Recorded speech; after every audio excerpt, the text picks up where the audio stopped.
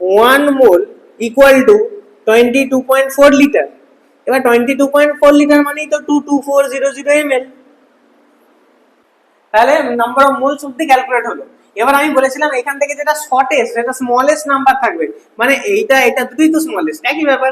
তাই smallest number দিয়ে প্রত্যেকটাকে divide করে দিবে। তাহলে এখানে হয়েছে 3.33, এখানে হয়েছে আমার 6.7, এখানে হয়েছে 3.33। যেহেতু স্মলেস্ট নাম্বার 3.33, তাই এইটা থেকে দিয়ে সবাইকে ডিভাইড করে দেবো।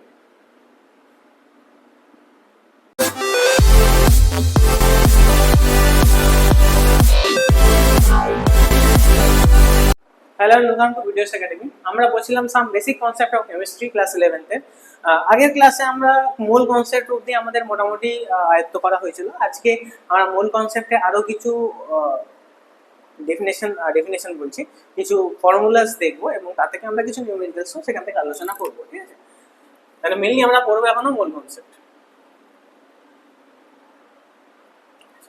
মূল কনসেপ্ট থেকে আমাদের যদি বার করতে বলা হয় নাম্বার অফ মোলস, কোনো একটা ধরো number of moles of any substance দেওয়া হলো, number of moles of a substance দেওয়া হলো, কোন একটা সাবস্টেন্সের মোলস কত মোলস আছে, সেটা কত কি করে প্রেজেন্ট আছে, সেটা কি করে বার করবে? তাহলে সেটার ফর্মুলা হলো যে যেটা আমাদের গিভেন মাস দেয়া আছে সেই substance, given mass of the substance by molar mass of the substance। ঠিক আছে, কি বুঝলে এটা? তোমাকে যদি বলি 4.9 গ্রাম H2SO4, 4.9 গ্রাম H2SO4, তাহলে এখান থেকে তুমি কি করে কত মোল H2SO4 আছে কি করে বার করবে? তোমাকে দিয়েছে H2SO4 কত আছে, 4.9 গ্রাম, ঠিক আছে? তো এখান থেকে মোল কত মোলস অফ H2SO4 আছে কি করে বার করবে? তার জন্য H2SO4 এর মোলার মাস বার করতে হবে। কি করে বার করব? দুটো হাইড্রোজেন আছে তো 2 × 1 2, একটা সালফার আছে তো 16, চারটে অক্সিজেন আছে তো এক একটা অক্সিজেনের 16 করে, সরি 16, সালফারের 16 নয়, 1 × 32। Sulphur atomic number 16, atomic mass 32, আর অক্সিজেনের অ্যাটমিক নাম্বার হচ্ছে তোমার 8, মাস হচ্ছে 16, তার চারটে আছে, 4 × 16, তাহলে কত দাঁড়ালো? 98 গ্রাম। তাহলে এটা হয়ে গেল আমাদের মোলার মাস। তাহলে number of moles of H2SO4 কি করে হবে না, 98 উপরে 4.9, ঠিক আছে, ইকুয়াল টু, এটা কেটে গেল, নিচে 190 যোগ হলো ইকুয়াল টু 1/20 হলো, তার মানেই হচ্ছে তোমার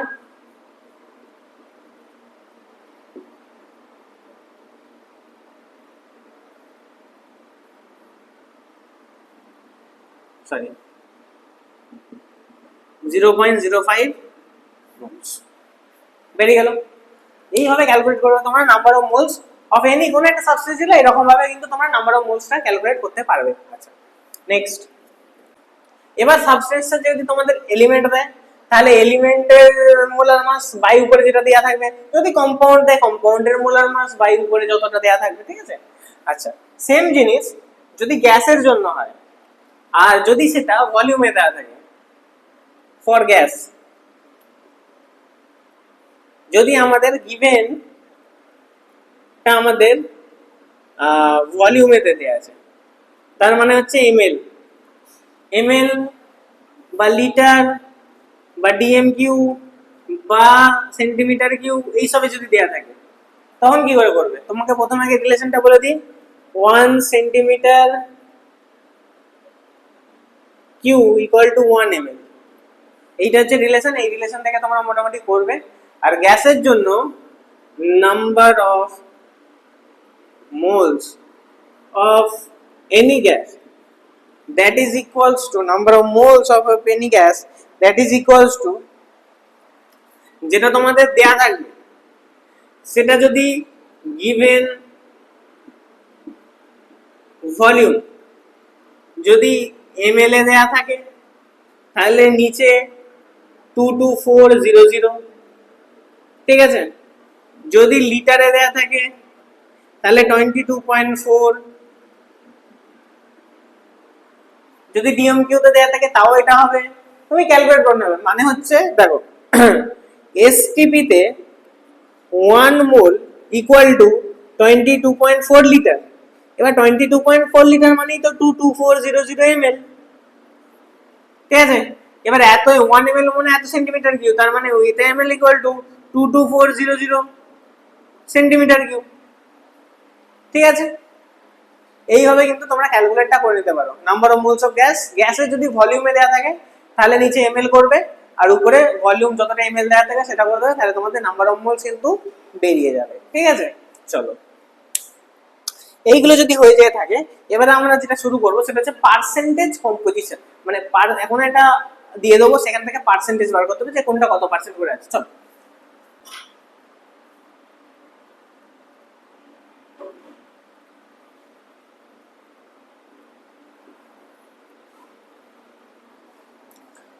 পার্সেন্টেজ কম্পোজিশন, ঠিক আছে। পার্সেন্টেজ কম্পোজিশন মানে হচ্ছে তোমার কোনো একটা কম্পাউন্ড যতটা আছে সেটা ইনটু 100 করে দেবে, তাহলে পার্সেন্টেজ বেরিয়ে যাবে। তাহলে percentage of any substance equal to mass of the substance by total mass of the compound into 100 হয়ে গেল নরমাল। আচ্ছা, এই পার্সেন্টেজ কম্পোজিশন থেকে কিন্তু তোমাদেরকে empirical formula, molecular formula define করতে দেয়, ঠিক আছে। Define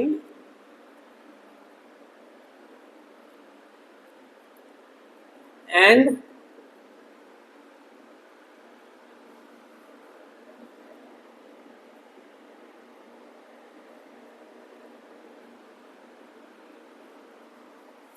define empirical formula and molecular formula, এখান থেকে কিন্তু তোমাদের ডিফাইন করতে দেওয়া থাকে। ডিফাইনের কিছু কিছু স্টেপ আছে, স্টেপগুলো আমরা এক একটা 1 বাই 1 করে দেখব, ঠিক আছে। প্রথম স্টেপ, যে মাস পার্সেন্টেজটা দেওয়া থাকবে সেটাকে প্রথমে গ্রামসে কনভার্ট করো। Convert the mass percentage to gram. যখনই গ্রামে কনভার্ট হয়ে গেল, তারপরে তাকে নাম্বার অফ মোলসে কনভার্ট করো। Convert the gram into number of moles, ঠিক আছে। নাম্বার অফ মোলসে ক্যালকুলেট করলে, নাম্বার অফ মোলসে ক্যালকুলেট করার পর divide each moles with the smallest number obtained। সবগুলোরই মোলস বার করার পর ওই মোলস গুলোর মধ্যে সবথেকে যেটা স্মলেস্ট নাম্বারটা আছে সেটা দিয়ে সব মোলস গুলোকে ডিভাইড করবে। যখন ডিভাইড হয়ে গেল, সেই নাম্বারটা নিয়ে তোমরা রাইট এম্পিরিক্যাল ফর্মুলা লিখবে। রাইট দি এম্পিরিক্যাল ফর্মুলা, ওখান থেকে তোমরা এম্পিরিক্যাল ফর্মুলা লিখে ফেলবে। এবং এম্পিরিক্যাল ফর্মুলা লেখার পর তোমাদের যদি ওখানে মলিকুলার মাস দেওয়া থাকে তাহলে ওখান থেকে তোমরা মোলার মাস ক্যালকুলেট করতে, মলিকুলার ফর্মুলা ক্যালকুলেট করতে পারবে। তারপর হয়ে যাবে এইখান থেকে তোমার write the molecular formula, write the molecular formula with the help of হয় মলিকুলার মাস দেয়া থাকবে or vapor density দেয়া থাকবে, ঠিক আছে। এই স্টেপগুলো তোমরা লিখে নাও, স্টেপগুলো কিন্তু খুবই কাজে লাগবে, কারণ এরপর আমি এখান থেকে নিউমেরিক্যাল করাবো, ঠিক আছে। তাহলে প্রথমে মাস পার্সেন্টেজটা যেটা আছে সেটাকে গ্রামে কনভার্ট করবে, গ্রামে যখনই কনভার্ট হয়ে গেল সেই গ্রাম থেকে মোলসে কনভার্ট করবে, মোলস যখনই হয়ে গেল সেই মোলস যতগুলো মোলস বেরোলো তার মধ্যে থেকে সব থেকে ছোট নাম্বার অফ মোলস কোনটা, সেই ছোট নাম্বার অফ মোলসটা দিয়ে বাকি সবকটাকে ডিভাইড করবে। যখন সেখান থেকে বেরিয়ে গেল সেইগুলো এক একটা কম্পোজিশন করে দেবে। কম্পোজিশন হওয়ার পর দেখো সেখানে মলিকুলার মাস বা ভেপার ডেনসিটি কিছু একটা দেওয়া আছে কিনা, যদি দেওয়া থাকে সেইখান থেকে এদিক ওদিক করে তোমরা মলিকুলার ফর্মুলা কিন্তু অবটেন করে নিতে পারবে। এমনি মুখের কথায় কিছু হয় না। চল একটা নিউমেরিক্যাল করে দেখি। নিউমেরিক্যাল যতক্ষণ না করবো ততক্ষণ কিন্তু কিচ্ছু আমাদের মাথায় ঢুকবে না। ঠিক আছে,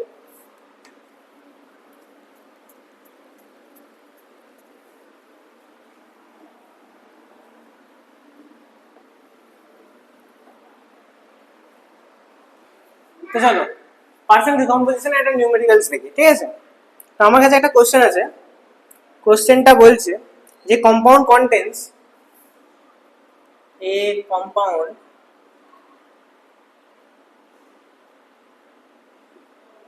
contains 40% carbon,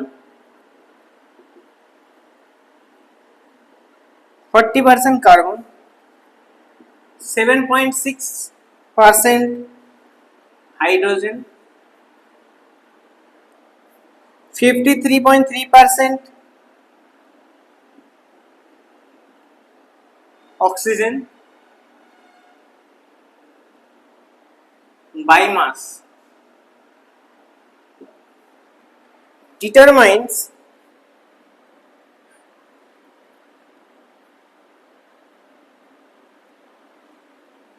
its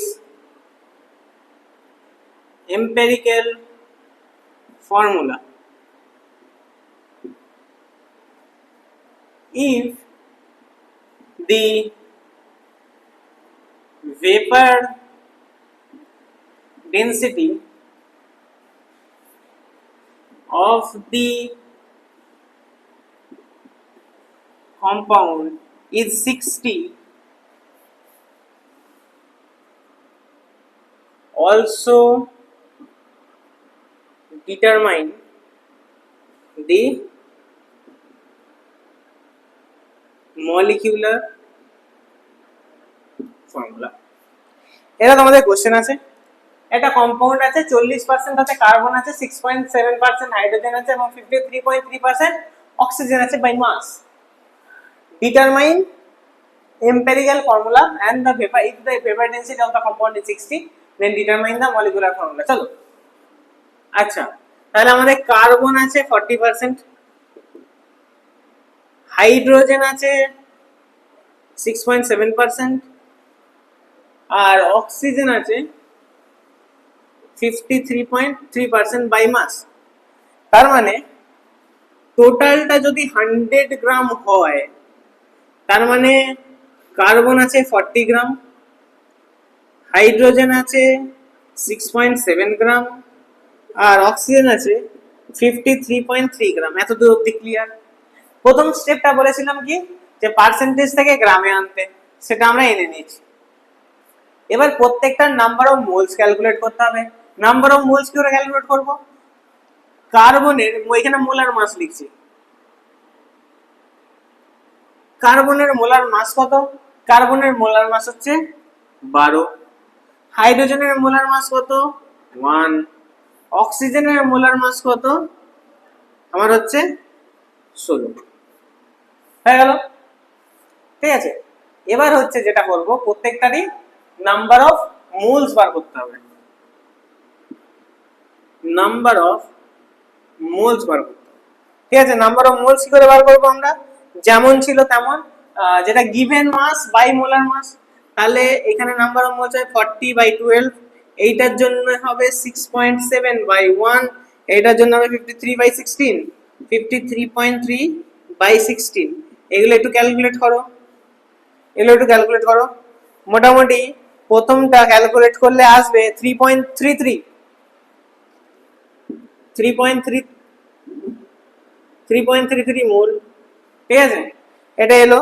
সেকেন্ড, এটা তো তোমার 6.7 আছে সেটাই আসবে, সেটা তো আর কোনো দেখাই দরকার নেই।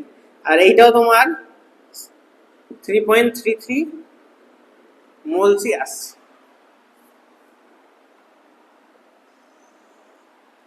ঠিক আছে, এত অবধি হলো। নেক্সট, তাহলে নাম্বার অফ মোলস অব্দি ক্যালকুলেট হলো। এবার আমি বলেছিলাম এখান থেকে যেটা শর্টেস্ট, যেটা স্মলেস্ট নাম্বার থাকবে, মানে এটা দুটোই তো স্মলেস্ট, একই ব্যাপার, তাই স্মলেস্ট নাম্বার দিয়ে প্রত্যেকটাকে ডিভাইড করে দিবে। তাহলে এখানে হয়েছে 3.33, এখানে হয়েছে আমার 6.7, এখানে হয়েছে 3.33, যেহেতু স্মলেস্ট নাম্বার 3.33, তাই এইটা থেকে দিয়ে সবাইকে ডিভাইড করে দেবো। তাহলে দেখো এখানে আসবে 1, এখানে আসবে 1, এখানে মোটামুটি 2 আসবে, ঠিক আছে।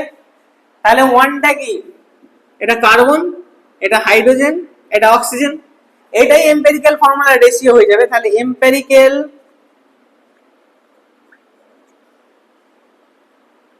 ফর্মুলাটা যেটা হবে সেটা হচ্ছে কার্বন 1 মানে কার্বন একটা, হাইড্রোজেন দুটো, অক্সিজেন একটা, তার মানে হচ্ছে CH2O। এটা হচ্ছে আমার এম্পিরিক্যাল ফর্মুলা, কিন্তু এখান থেকে বেরিয়ে গেল। নেক্সট, তোমার বলেছে if the vapor density of the compound is 60 also determine the molecular formula। আমরা কি জানি, vapor density equal to molecular mass by 2। তাহলে vapor density যদি 60 হয়, তাহলে molecular mass যদি m লিখি by 2, তার মানে molecular mass হয়ে যাবে তোমার 60 into 2 equal to 120 গ্রাম। এটা হচ্ছে তোমার molecular mass হয়ে গেল, ঠিক আছে। এবার এইটা কি হবে, এটা ফর্মুলা মাস বেরবে, এটা তো এম্পিরিক্যাল ফর্মুলা, এম্পিরিক্যাল ফর্মুলার মাস বার করলে সেটা ফর্মুলা মাস হয়, মলিকুলার ফর্মুলার মাস বার করলে মলিকুলার মাস হয়। তাহলে এটা আমার মলিকুলার ফর্মুলার মাস, যেটা ভেপার ডেনসিটি থেকে পেলাম, এটা আমার ফর্মুলা মাস, যেটা বার করে দেখবো কত হয়। তাহলে একটা কার্বন আছে, দুটো হাইড্রোজেন, একটা অক্সিজেন, একটা কার্বনের 12, দুটো হাইড্রোজেনের 2, একটা অক্সিজেনের 16, তাহলে হচ্ছে তোমার 12, 14, 2 2 4 আর 2 এ 6, এই 2 2 4 আর 6 10, 30 গ্রাম। তাহলে ফর্মুলা মাস হয়েছে 30 আর মলিকুলার মাস হয়েছে 20। কত বেশি, 30 থেকে এটা কত এক্স বেশি, তাহলে 30 120 যদি করি দেখো 4 হয়, মানে 4 গুণ বেশি, 4x বেশি। তাহলে আমার যদি এম্পিরিক্যাল ফর্মুলাটা CH2O হয় এবং তার থেকে মলিকুলার যে মাসটা আছে সেটা যদি আমার 4x প্লাস হয়, তার মানে এইগুলো রেশিওটাকে 4 দিয়ে গুণ করে দিলে আমার মলিকুলার ফর্মুলা বেরিয়ে যাবে। তাহলে সি প্রথমে এম্পিরিক্যাল ফর্মুলা 1 ছিল, হাইড্রোজেন 2 ছিল আর অক্সিজেন 1 ছিল, তাহলে ইনটু আমি করে দেবো 4 সবাইকে, তাহলে হয়ে যাবে C4H8O4। তাহলে যে মলিকুলার ফর্মুলাটা হলো,